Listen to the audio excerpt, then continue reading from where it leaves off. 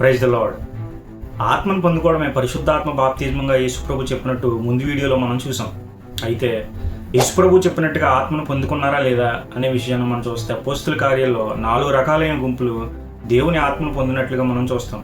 అంత మాత్రమే కాదు, ఆల్రెడీ ఆత్మను పొందిన వారు కూడా మరలా రెండోసారి కూడా ఆత్మను పొందినట్లుగా కూడా మనం అపోస్తుల కార్యాల్లో చూస్తాం. యేసుప్రభు చెప్పినట్టుగా ఆత్మను పొందుకోవడమే పరిశుద్ధాత్మ బాప్తిజం అయితే పాత నిబంధనలో కూడా చాలామంది ఆత్మను పొందుకున్నారు కదా, ఆత్మ చేత నడిపించి శూర కార్యాలు చేశారు కదా. ఆదికాండం మొదలుకొని అపోస్తుల కార్యాలు ముందు వరకు, అంటే పెంతెకోస్తు పండుగ దినం ముందు రోజు వరకు కూడా అనేక మంది దేవుని ఆత్మతో నడిపించబడినట్లుగా చూస్తాం. ఆ ఆదికాండంలో మనకు బాగా తెలిసిన ఒక వ్యక్తి యోసేపు ఆత్మ చేత నింపబడిన వాడై వివేక జ్ఞానములు గలవాడినట్లుగా మనం ఆదికాండం 41వ అధ్యాయం 38వ వచనంలో చూస్తాం. వివేక జ్ఞానములు పొందిన యోసేపు ఫరో కలకు అర్థం చెప్పి ఒక మంచి స్థాయిలోకి వెళ్ళి తన కుటుంబాన్ని, ఐగుప్తు దేశాన్ని కరువు బారి నుంచి రక్షించినట్లుగా మనం చూస్తాం. అలాగే మోషే కూడా ఇశ్రాయేలు నడిపించడంలో దేవుని ఆత్మ ఎంతో సహాయం చేసినట్టు, అలాగే మోషే మీద ఉన్న ఆత్మ తన కింద ఉన్న 70 మందికి పంచి ఇచ్చినట్లు, తద్వారా ఇశ్రాయేలు ఎన్ని ఫిర్యాదులు చేసినా, ఎన్ని ఇబ్బందులు పెట్టినా దేవుని ఆత్మ చేత నడిపించబడే నాయకత్వం మోషేకి వచ్చినట్లుగా మనం చూస్తాం. ఇంకొక ఫేమస్ వ్యక్తి పాత నిబంధనలో సంసోను అనగానే మనకి బలం అనే మాట గుర్తొస్తుంది. సంసోను ఆత్మవశుడై ఒక సింహాన్ని చీల్చినట్లుగా మనం న్యాయాధిపతుల గ్రంథం 14వ అధ్యాయం 6వ వచనంలో చూస్తాం. ఫిలిస్తీన్ల చేతిలో ఇశ్రాయేలు ఓడిపోకుండా ఈ బలమే సంసోన్ని నడిపించినట్లుగా మనం చూస్తాం. అలాగే గిద్యోను అనే వ్యక్తి దేవుని ఆత్మవశుడై బోర ఊదగానే అతని కుటుంబస్తులు మిద్యానీయులను ఓడించడానికి సహాయపడినట్టుగా మనం చూస్తాం. అలాగే మొదటి సమూయేలు గ్రంథంలో దేవుని ఆత్మ సౌలు మీదకు రాగా సౌలుకి రాజుగా పరిపాలించే శక్తి వచ్చినట్లుగా చూస్తాం. ఆ తర్వాత దావీదు ఆత్మను పొందుకున్న వాడే ఇశ్రాయేలుకి ఒక మంచి రాజుగా ఉన్నట్లుగా మనం చూస్తాం. అలాగే ఆత్మతోనే దావీదు కీర్తనలు రాసినట్లుగా కూడా మనం చూస్తాం. అంత మాత్రమే కాదు, యెహెజ్కేలు, మీకా లేదా ప్రవక్తలందరూ కూడా దేవుని ఆత్మ ద్వారానే భవిష్యత్తులో జరగబోయే విషయాల్ని ప్రవచనం రూపంలో చెప్పడం కూడా మనం చూస్తాం.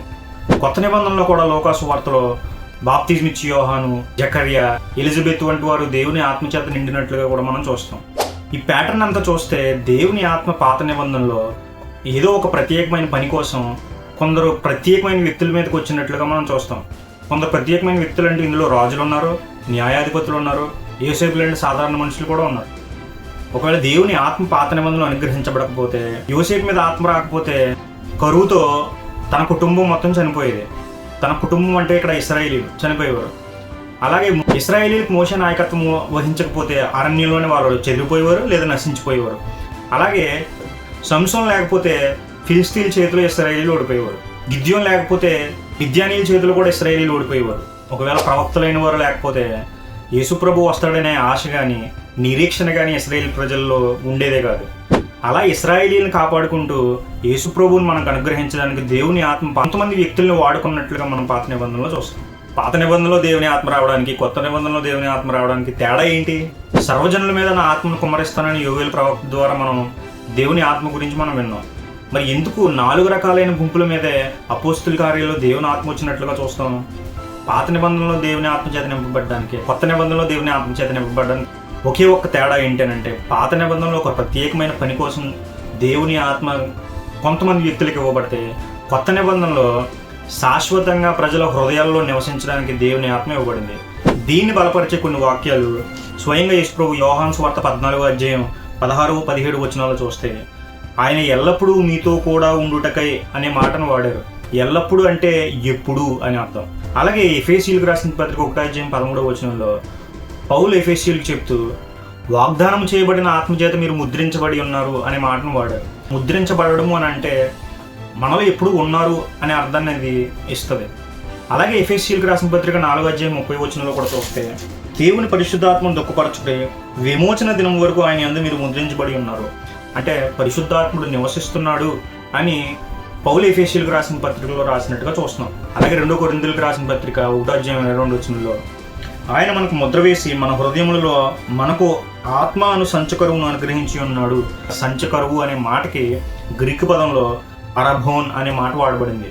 అరబోన్ అనే మాటకి అర్థం ఏంటి అని అంటే, భవిష్యత్తులో రాబోయే పూర్తి రక్షణకు గ్యారంటీ, అంటే మనం రక్షించబడ్డాము అనే గ్యారంటీ ఇవ్వడానికి దేవుని ఆత్మ మన హృదయంలో పెట్టినట్టుగా మనం చూస్తాం. ఇదే మాట మనకి 2 కొరింథీయులకు రాసిన పత్రిక 5వ అధ్యాయం 5వ వచనంలో కూడా కనబడుతుంది.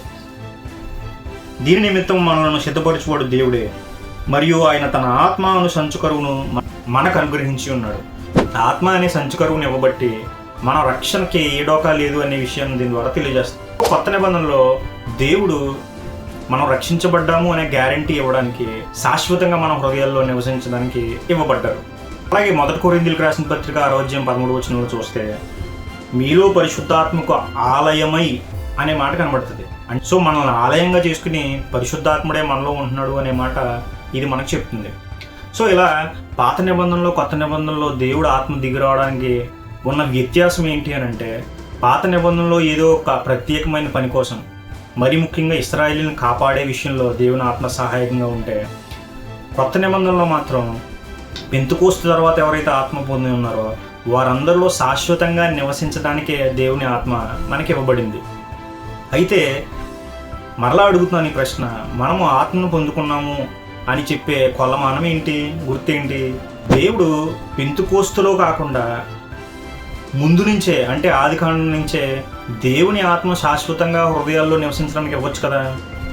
ఎందుకు పెంతెకోస్తు పండుగ రోజునే దేవుడు శాశ్వతంగా హృదయాల్లో నివసించడానికి ఇవ్వబడ్డాడు, ముందెందుకు ఇవ్వబడలేదు? వీటన్నిటికీ ఒకటే కారణం,